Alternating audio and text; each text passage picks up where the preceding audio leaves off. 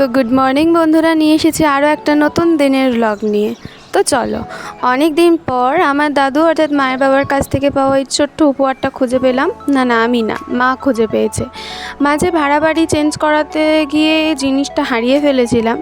তো যাই হোক, এই উপহারটা ভালো করে জুড়ে দিল আর আমি একটু রং করে নিলাম। এটার পিছনে না একটা গল্প আছে। সেই গল্পটা আমি একটা শর্টসে একটা মিনি ব্লগে ছেড়েছি, তার লিঙ্কটা আমি ডেসক্রিপশন বক্সে দিয়ে দেবো, তোমরা গিয়ে একটু প্লিজ দেখে এসো। আর গল্পটা কেমন লাগলো জানিও। গল্প না, আমার জীবনের একটা ঘটনা এটা।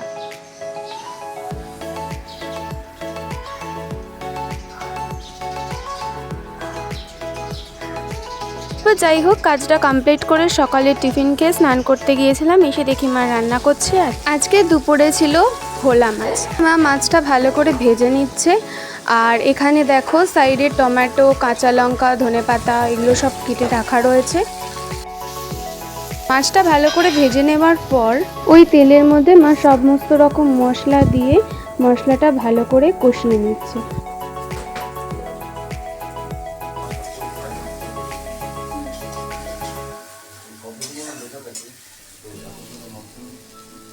মশলাটা কিছুক্ষণ কষিয়ে নেওয়ার পর এবার ওর মধ্যে মা দিয়ে দিল টমেটো কুচি।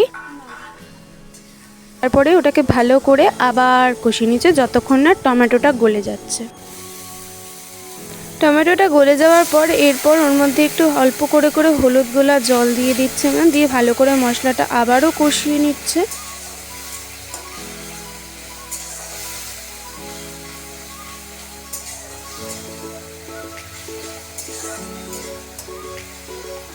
মশলাটা কষানো হয়ে গেলে তার মধ্যে জলটা দিয়ে দেবে মা।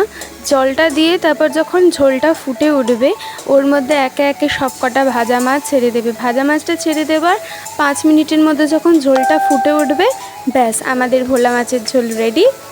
গরম গরম ভাতের সাথে এবার এটা খাওয়া হবে।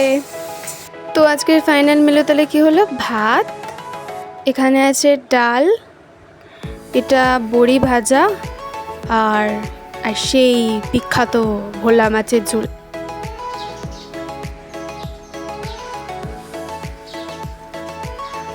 আর তারপর দুপুরবেলা খাওয়া দাওয়া করে বসে পড়েছিলাম ভিডিও এডিট করতে। তারপর সেটা কমপ্লিট করে রেডি হয়ে বেরিয়েছিলাম একটু ঘুরতে। তারপর বাড়ি এসে একটু পড়াশোনা করে রাতের খাবার খেয়ে নিলাম।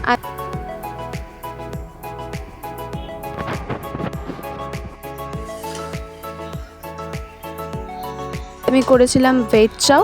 তারপর রাতে খাওয়া দাওয়া সেরে চলে গেলাম ঘুমাতে। গুড নাইট, দেখা হচ্ছে নেক্সট ভিডিওতে। ততক্ষণ সবাই সুস্থ থেকো, ভালো থেকো আর সাবধানে থেকো। টাটা।